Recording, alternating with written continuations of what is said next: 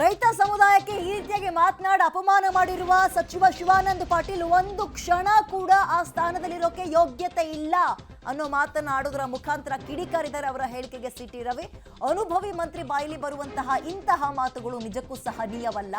ಮಣ್ಣನ್ನೇ ಪೂಜಿಸಿ ಮಣ್ಣಲ್ಲೇ ಬೆರೆತು ಅನ್ನ ಬೆಳೆಯುವಂತಹ ರೈತರ ಬಗ್ಗೆ ಇಷ್ಟೊಂದು ಕೀಳಾಗಿ ಮಾತನಾಡೋದು ನಿಜಕ್ಕೂ ಒಳ್ಳೇದಲ್ಲ. ಪಿತ್ತ ನೆತ್ತಿಗೇರಿದೆ, ಅಧಿಕಾರ ಅನ್ನುವಂಥದ್ದು ತಲೆ ಮೇಲೆ ಏರಿದೆ, ತಕ್ಷಣವೇ ಇಳಿಸ್ಬೇಕು ಅವ್ರನ್ನ ಅಂತ.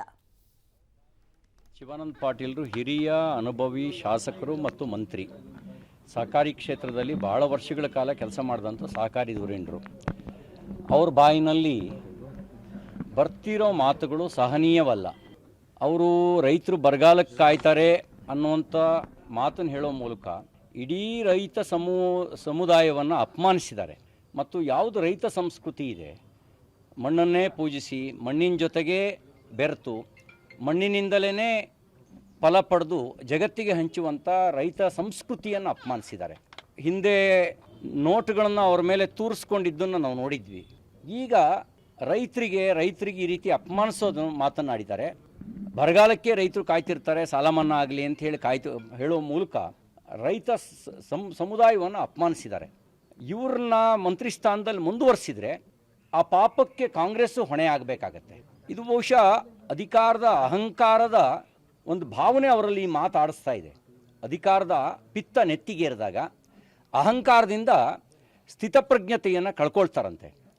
ಬಹುಶಃ ಈಗ ಇವರಿಗೆ ಶಿವಾನಂದ ಪಾಟೀಲ್ರಿಗೆ ಆಗಿರೋದು ಕೂಡ ಅಧಿಕಾರದ ಮದ, ಅಹಂಕಾರ. ಮುಖ್ಯಮಂತ್ರಿಗಳಿಗೆ ನಾನು ವಿನಂತಿ ಮಾಡಲಿಕ್ಕೆ ಬಯಸ್ತೇನೆ, ಮದ ನೀವೇ ಇಳಿಸ್ತೀರೋ ಅಥವಾ ಜನನೇ ನಿಮ್ಮನ್ನೂ ಸೇರಿಸಿ ಇಳಿಸ್ಬೇಕು.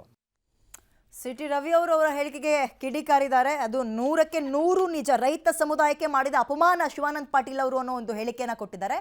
100ಕ್ಕೆ 100ರಷ್ಟು ನಿಜ. ಇವ್ರು ಹೇಳ್ದಂತೆ ಬೆಳೆ ಬೆಳೆದೆ ಬರೀ ಸಾಲ ಮನ್ನಾ ಆಗಲಿ ಅಂತ ರೈತರು ಕಾತ್ಕೊಂಡು ಕೂತಿದ್ರೆ ತಿನ್ನಕ್ಕೆ ಅನ್ನ ಎಲ್ಲಿಂದ ಸಿಗ್ತಾ ಇತ್ತು? ಇವತ್ತು ದುಡ್ಡನ್ನೇ ಹರ್ಕೊಂಡು ತಿನ್ಬೇಕಿತ್ತು, ಪಲ್ಯ ಚಪಾತಿ ಅಂತಷ್ಟೇ. ಈಗ ಕಾಂಗ್ರೆಸ್ ನಾಯಕರು ಇದನ್ನ ಸಮರ್ಥನೆಗೆ ಮುಂದಾಗ್ತಾರೋ ಅಥವಾ ಸರಿಯಾದ ಪಾಠವನ್ನ ಹಿರಿಯ ಸಚಿವರುಗಳಿಗೆ ಮಾಡ್ತಾರೋ ಗೊತ್ತಿಲ್ಲ. ಮಳೆ ಇಲ್ಲದೆ ಬೆಳೆ ಇಲ್ಲದೆ ಒಂದು ರೀತಿ ಕಂಗಾಲಾಗಿ ಹೋಗಿದ್ದಾನೆ ರೈತ. ಅದರ ಜೊತೆಯಲ್ಲಿ ನಿಮ್ಮ ಇಂತಹ ಖಾರದ ಮಾತುಗಳು ಅವನನ್ನು ತೀರಾ ಸಂಕಷ್ಟಕ್ಕೆ ಸಿಗಾಕ್ಸುತ್ತೆ. ಬೆಳೆ ಬೆಳೆದೆ ಬರೀ ಬರಗಾಲ ಬರಲಿ ಅಂತ ರೈತ ಕಾಯ್ತಾನೆ ಅಂದರೆ ಯಾವ ಬಾಯಲ್ಲಿ ಹೇಳುವಂತಹ ಮಾತಿಂತವು? ಬೆಳೆ ಬೇಡ, ಬೆಳೆ ಬೆಳೆಯೋದೇ ಬೇಡ ಅಂದ್ಕೊಂಡು ರೈತ ದಿನ ಎದ್ದು ಕೈ ಮುಗಿಯೋದು ಇದಕ್ಕಂತೆ.